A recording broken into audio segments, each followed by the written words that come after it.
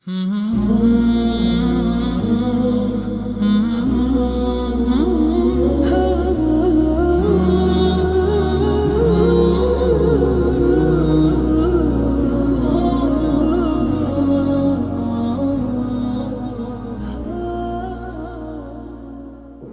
الله الرحمن الرحيم. الحمد لله رب العالمين، الصلاة والسلام على خاتم أنبيائه محمد وعلى آله وأصحابه أجمعين. أما بعد، دينا باسي أو حكماني تهيبة بأحفرتان وأو كوتا بابتي كتاب الطهارة بقشتي، يعني كوتا بابتي كتاب الطهارة. ئەگەر چی جاریوای هەندێک پاشکۆش پێ و دڵچێندرێت چیان لەسەر حەرامە پەیوەندی بەوە هەیە تقریبا. لەبەرەوە ابو شجاع ڕحمەتی خوای لێ دەفەرمێ: فصل ويخرج من الفرج ثلاثة دماء. لە داوێنی پێشەوەی ئافرەتەوە سێ جۆر خوێن دەردەچێت. دەم الحەیض، ئەوە کە پێوترێت سووڕی مانگانە، بەڵام یەک تەسەوڕ هەیە لە زیهنی خۆمانی دەرکەین. بەڵێ عادەتەن بە زۆری ئافرەت لە مانجێکدا یەک حەیض و یەک طوهر، یەک پاچێتی دەبینێ. بەڵام مەرج نییە لە مانجێک بە معنای 30 ڕۆژ 2 حەیض نەبێ، ئەوە مەرج نییە، ئەو تەسەوڕە دەبێت دەربکەین. بەڵێ غالیبەن ئافرەت لە مانجێکدا یەک جار سووڕی مانگان دەبێت، بەڵام وەکو دوایە دەیخوێن ئینشاءڵڵا حاڵەتی غەیری ئەوەش هەیە. والنفاس، ئەو خوێنەی لە دوای منداڵبوونەوە لە داوێنی ئافرەت دەردەچێت، نفاسی پێدەڵێن.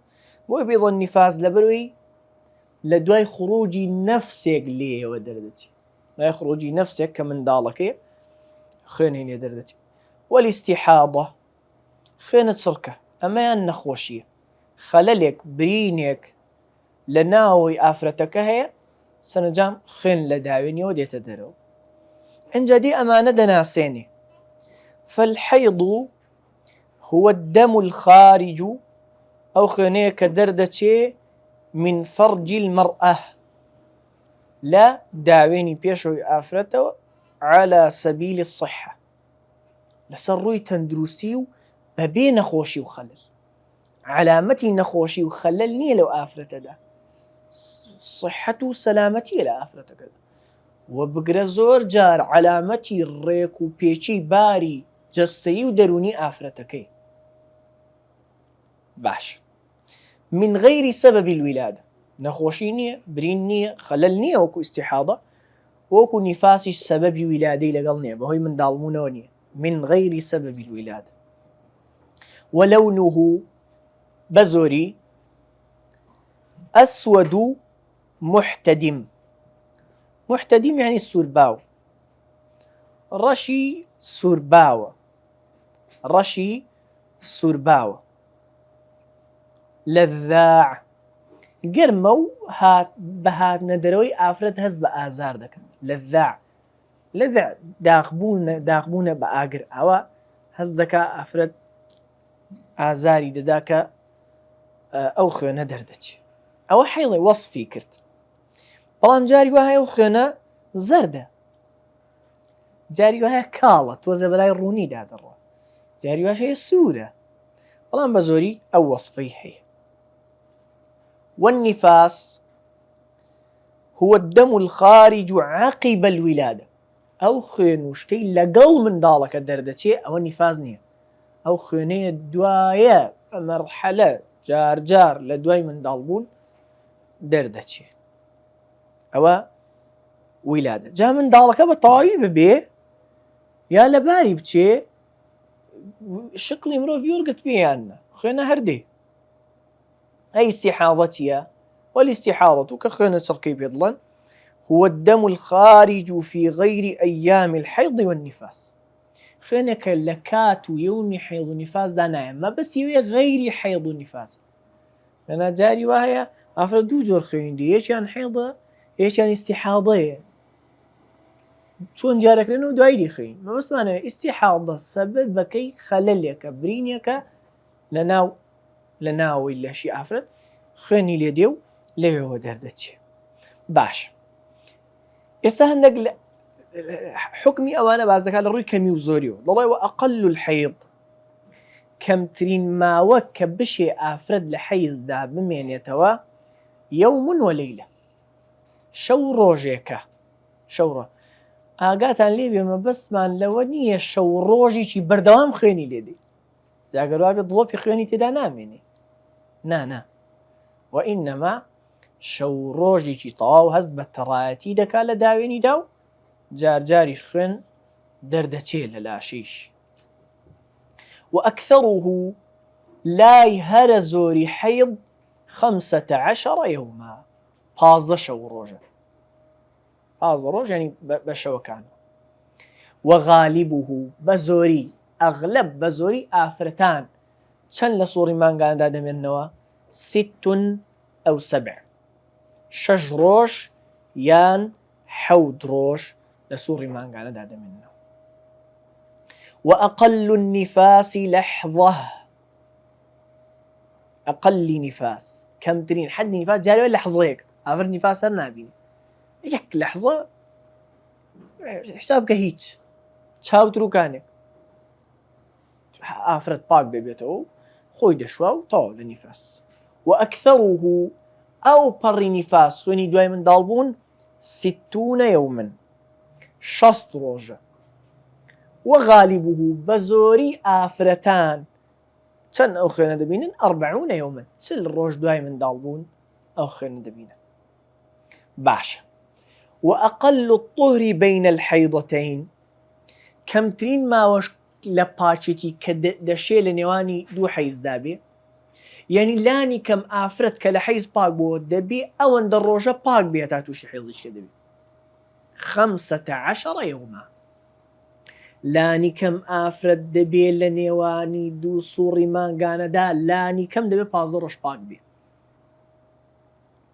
ولا حد لأكثره حد وپەڕیش نییە بۆ تۆڕ ئافرەت هەرچەندەوە دەگمەنە بەڵام ئافرەتی وایە یەک جار حەیض دەبینێ پاک دەبێتەوە تاو حەیز نابینێتەوە ئافرەتی وایە دەگمەن ساڵی 2000 3000 حەیض دەبین ئەو ماوەی هەموو پاک بە مانگ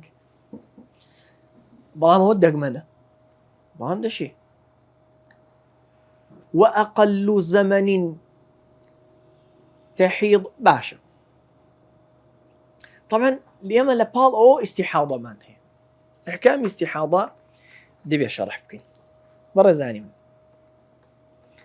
آفرتك توشي استحاضة بوا توشي برينك خلالك بوا خين لداويني دي لبال أو حيض ديش دبيني بلام عزيزان بحكمي أو دخينا فرقي هي ئافرەتە و کاتی لە حەیضدا دوای ئەحکامەکانی باز دەکەین نوێژ ناکە ڕۆژوو نابێ جیماعی لەگەڵ بکرێ تەڵاقدانی حرامە إلى آخره بەسخۆ ئەو خوێنەی دیکە و حکمانەی نییە ئەی بە چ جیای بکەینەوە ئەوەڵاو خوێنیان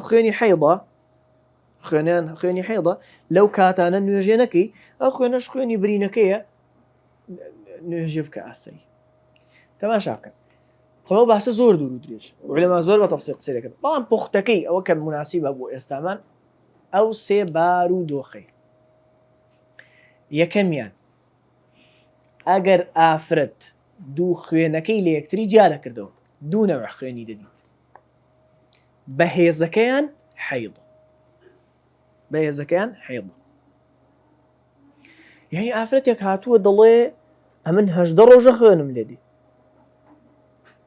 ئەکثەری مودەی حەیض چەندە 15 ڕۆژ شتیوان نابێ ئەوە حەیض نییە حەیض ئەو سەری چەندە 15 ڕۆژ چۆن 18 ڕۆژ خوێنی لێدی یان پاک بوومەوە دوای هەفتەیەک خوێنم بینی کەمترین مودەی پاک بوونەوە چەند ڕۆژە کاکە 15 ڕۆژ چۆن دوای هەفتەیەک خوێنم بینی ئەوە حەیض نییە تووشی ئیستیحاضە بوو بۆمان دەردەگا ئافرەتە تووشی ئیستیحاضە یەکەم جارەی دەپرسین دوو جۆر خوێن دەبینی بەو معنایی یەکیان لەوەی دیکە تۆخترە یان یەکیان ئەزیێتت دەدا و ئەوەی دیکە ئەزیێتت نادا یان یەکیان لەوەی دیکە گەرمترە ئەگەر گوتی دەڵێن خوێنە بەهێزەکەیان ڕەنجی تۆخترە ئەزیێتت دەدا و دیکە ئەزیێتت نادا گەرمترە ئەوە حەیضەکەی ئەو ماوەی ئەو خوێنە دێ ئەتۆ لە حەیض دای ئەحکامی ئافرەتی حەیض وەرگرە. ئەوەی دیکە ئەوە ئیستیحاضە، خوێنە لاوازەکە ئیستیحاضە، ئەوە هەنگاوی یەکەم. تەواو. حاڵەتی دووەم یەک جۆر خوێن دەبین، فەرقم پێ نەکردووە. ئمە دەڵێن عادەتێکی پێشتری مستەقیڕی خۆتت هەبووە کە زۆربەی ئێرە زۆری ئافرەتان عادەتێکی مستەقیڕیان هەیە بۆ حەیض، دەڵێ 6 ڕۆژ حەیض دەبینم. ئەرێ وەڵام من عادەتەن جاران 5 ڕۆژ لە حەیض دەدەم و پاک دەبووم. ئەو دەڵێ حەوت بە عادەتی خۆت بڕ لە هەموو مانجێکدا 5 ڕۆژ بە حەیض حیساب بکە و ئەوە گەر یەک جۆر خوێنی دەبیت، ئەوەی دیکە بە پاچێتی حیساب. ئەگەر عادەتیشی نەبوو یا لە بیری چوو بۆ یا یەکەم جارێک تووشی حەیض دەبێ عادەت شتی نازانێ، ئەوە حاڵەتی سێمە.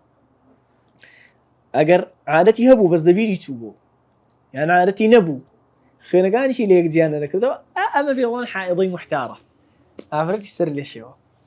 ئەوە حاڵەتی زۆر هەیە، بەڵام حاڵەتی لە حاڵەکانی بزانن احتیاطی بۆر دەگیرێ یەک شەو و یەک ڕۆژ ئەقەلی حەیضی بۆ دادنین و لەوانی کە دەڵێن نوێژیش دەکەی ڕۆژوش دەبی و هەموو حکومەکانی ئافرەتی پاک وەردەگری. یەک شەو ڕۆژ ینی نەخوێنەکان لێک جیا دەکاتەوە، دڵ یەک جۆر خوێن دەبین، نە عادەتی خۆیشی لە بیر ماوەیە دەیزانێ، ئەوە یەک شەو و یەک ڕۆژی بۆ بە حەیض دادنی. لەوانی دیکە نوێژش دەکا و ڕۆژوش دەگرێ و ئیلا ئاخری. ئەوەی دیکە ئینجا کەمترین تەمەن ئافرەت بگونجی حەیضی تێدا ببینێ بەوەش بالغ دەبێ. وأقل زمن تحيض فيه المرأة كمترين زمن تمنك يعني ئافرەت بگونجی حەیضی تێدا ببینێ 9 سنين 9 ساڵیە 9 ساڵ، وعادەتەن بالغ بوونی کوڕ تۆزە زیاتر دوا دەکەوێت، چێتە 10 11 و 12 و هەندێک جار 13. وأقل الحمل کەمترین ماوەی دووگیانیش 6 ئەشهر 6 مانگ، کەوا بوو ئەگەر ئافرەتێک 6 مانگ دوای زەواج منداڵی بوو نابێ گومانی خراپی پێ ببرێ و نابێ محاسبە بکرێت سەرەوەی منداڵت لەکوێوە هێنا. وأكثره زۆرترین ماوەی حەیض 4 سنين 4 ساڵانە، زانەوە دەنگە دەنگ و هەرای زۆرە سەر ئەو مەسەلەش ڕەحمەتی خوا لە زانایانمان و خوا پاداشی خێرانداتەوە بە ئیستیقرا و پرسیارکردن پرسیویانە و ئەجیزەی متەتەویر و چی وچیان لا نەبوو. ئێستا دکتۆر طب دەڵێ جاری وای ئافرەت تووشی نەخۆشیی نەفسی دەبێ هەز دەکا حەملی هەیە و حەملیشی نی هەز دەکا حەملی هەیە نەی حەملی هەبوو ساڵێک دوو کە منداڵەکەم دەڵێن 4 ساڵ لە حەملی هەبوو مەسەلا دوایی با بێتان بڵێن بەڕێزان بە مطلق قسەکردن باش نییە، چێ دەڵێن نییە هەبوو چی لە شەستەکان حاڵەتێ لە سعودیە بە قەزاوەت و باموشت هەیە مۆر و شاهید و ئافرەتێک 2 ساڵ و 6 مانگ حامل بوو ئەگەر لەو جۆرە نەبوو بێ بە هەر حاڵ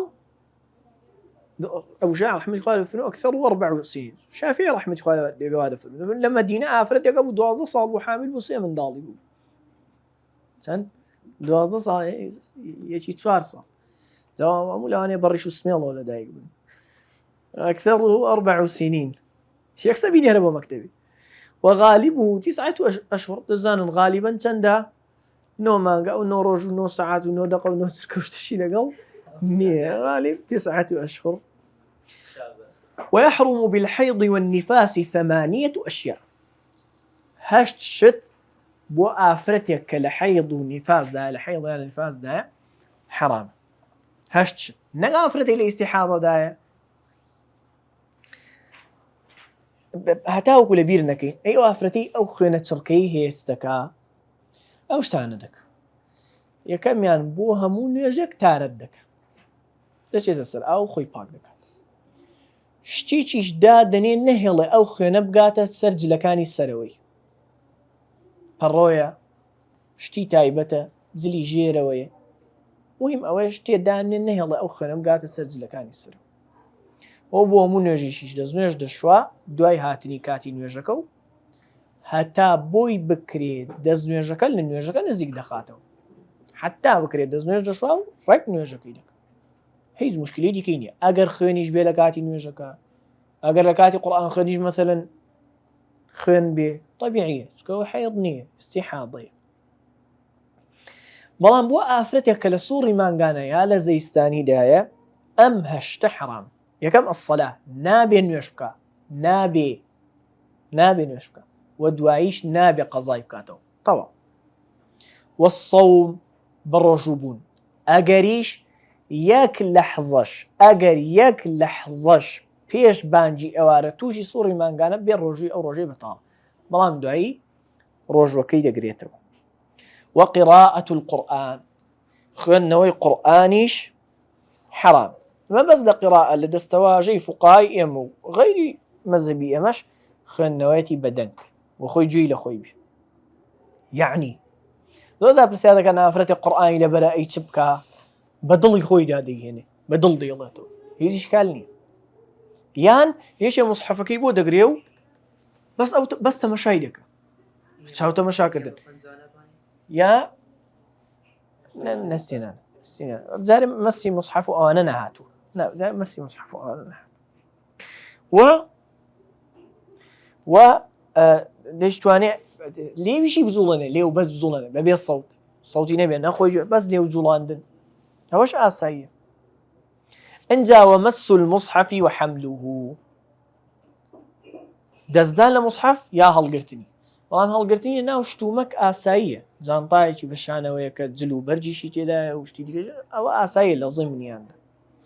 و نابێ دەست لە موسحەفێکیشدا کە تەفسیری لە هامیشدا بۆ نووسراوە. موسحەفەکە بە تاوی هەیە، موسحەفەکە بە تاوی دانراوە لاپەڕی قورئانەکە، دەزانن چۆن ئەوە نابێ و چۆن موسحەفی تەواوی تێدایە بەبێ ئەمە ئەوەی ئاەتێکی هێناوە و بە دوور و درێژی تەفسیر دەکا، ئاەتێکی هێناوە بە پارچە پارچەی ئەویان عولەما فەرمووە هەڵگرتنی ئاسایی. ودخول المسجد نابێ بچێتە ناو مزگەوتەوە، بە هەمان شێوە بە مزگەوتدا تێپەڕینیش کە ڕێیەکەی وابوو بە ناو مزگەوتدا تێپەڕێ، ئەگەر بترسێ پیسی بکات و کاتە خوێنی لێبێ نابێ پێشیدا تێپەڕ. والطواف تەوافیش بە هەمان شێوە کەوابوو کارەکانی دیکەی حەجی هەموو بۆ حەڵاڵ، هەر لە سەفا و مەڕوا، هەر لە عەرەفات، هەر لە غەیریەوە طواف ناکە. والوطء وجیماع لەگەڵکردنیشی حەرامە، نابێ جیماعی لەگەڵ بکە وە لە گوناهە گەورەکان. والاستمتاع بما بين السرة والركبة چێژوەرگرتنە لە نێوان بە نێوان ناوک و ئەژنۆی بەڕووتی نابێ. ئەگەر مێردەکەیش ینی مباشەڕەی کرد دەبێت نێوانی ناوک و ئەژنۆی دابپۆشێ، نەوەکو تووشی جیماع بێ، نەوەکو بەرەو هەڵی بە. و بە هەمان شێوە تەلاقدانیشی حەرام. وەڵام لە مەذهەبی ئێمە لاوەکو دوایی ئینشاءڵڵا خوای گەورە یارمەتیماندا دەیخوێنین تەلاقەکە دەکەوێت لە مەذهەبی ئێمە، بەڵام حەرامە، مێردەکەی گوناهبار بوو بۆ تەلاقدان. و شتێکی دیکە هەیە ئاگامان لێ بێ، هەر کات ئافرەت لە حەیض پاک بوویەوە دوو خاڵ هەیە ئاگامان. یەکەم هەموو ئەوانە دوای پاک بوونەوە حەرامن، هەتا خۆی دەشوە، هەر بە حەرامێتی مێنە با پاشی بێتەوە تا خۆی دەشوە، چ نەبێ سەوم نەبێ، ڕۆژوو نەبێ، یعنی کەمێک پێش بانگی بەیانی پاک بوویەوە دەبێ بەیانی شتەکە بەیانی شتەکە ڕۆژوو دەبێ. بەڵام ئێستا خۆی بشوە و خۆی پاک کاتەوە ئەی چێ نانێک بداتەوە خەڵکە بۆ پاشێ هەڵەسن نا بەکاوە با بانگیشدا و هێشتا خۆی نەشوەرد بێ کێشە نییە، لەگەڵ ماڵداژنیشێ و پاشەیش دەکات و دوای نوێژی بەیانی خۆی دەشوا و نوێژی بەیانیشی دەکات و ڕۆژۆکەش هیچ مشکلی نییە. بەڵام هەموو ئەوانی دیکە حەرامن هەتا خۆی دەشوە. خاڵی دووەم ئافرەت لە کاتی نوێژی عەسردا پاک ببێتەوە، نوێژی عەسر و نیوەڕۆی ئەو ڕۆژەش دەکات، و لە کاتی عیشا پاک بێتەوە، نوێژی عیشا و ئێوارەی ئەو ڕۆژەش دەکات. بۆ کە عوزری هەیە، لە کاتی عوزریش کاتی ئەو دوو نوێژانە یەکن. کابراتان نەبینیوە کە نەخۆشە جەمع دەکات، نەدان بینیوە کە لە سەفەرە کاتی ئەو دوو نوێژە دەکاتەیەک، ئەویش عوزری هەیە. لەبەر ئەوە ئەگەر لە کاتی عەسردا پاک بوویەوە دەبێت نوێژی نیوەڕۆی ڕۆژ، بەس نەک لە کاتی مەغریب پاک بێتەوە عەسریش بکات، نانە عەسر پاک بوویەوە نیوە ڕۆژ دەکات، عیشاش پاک بوویەوە ئێوارەیش دەکات. ئەنجا فەصل ويحرم على الجنب أو كلاش قرانا عفوا بلا يك خال هل يك خال. ويحرم على الجنب 5 أشياء أو كجنابتي يعني لشقرانا يعني خوشوردني لسرة بيدزنيجي قوري هي بين شتي لسر حرام. الصلاة طبعا نيجناك، قراءة القرآن قرآن خنواش ببيلا بريش، مسي مصحف ومس المصحف وحمله دزدان المصحف والقرتنيشي، والطواف واللبث في المسجد ما نولا مزقوت بالله. صلاة قراءة قرآن 2 مسي مصحف وحمل 3 طواف 4 لبث في المسجد 5. ويحرم على المحدث أو كحدث أصغره أو كبيرزنجي بسوتي يعني بس دزنجينيا 3 أشياء 6 حرام. الصلاة نيش طبعا، والطواف طواف كني مالي ومس المصحف وحمله دزدان لمصحف وهالقرتنيشي. أما خنوي قرآن حلال بيلا بر دزنا هذا المصحف هذا مش مصحف كاو دستي لنا ده. ودبي بزانين لو حالتانا كقولتش ما خنوي قرآن حرام وكو أفرتك لسوري ما نقانا دايان إنسان لشي بجنابته أجر بنيتي قرآن خنوي بيلا أجر مثلا للذكر كان آيات كرسي ذكر بيان يعني وراء آيات كرسي لخني وكو ذكر دي خني حلالة بيش خو آيات كرسي لخني حلالة وهكذا. يعني مثلا هوالي مردنيشي شو بيقول إنا لله وإنا إليه راجعون سؤال السيارة يقول سبحان الذي سخر لنا هذا وما كنا له مقرنين أو أسيت كل بابي ذكر دايا الله المستعان. الحمد لله رب العالمين بوا كتاب الطهارة طواب. سبحانك اللهم وبحمدك أشهد أن لا إله إلا أنت أستغفرك وأتوب إليك.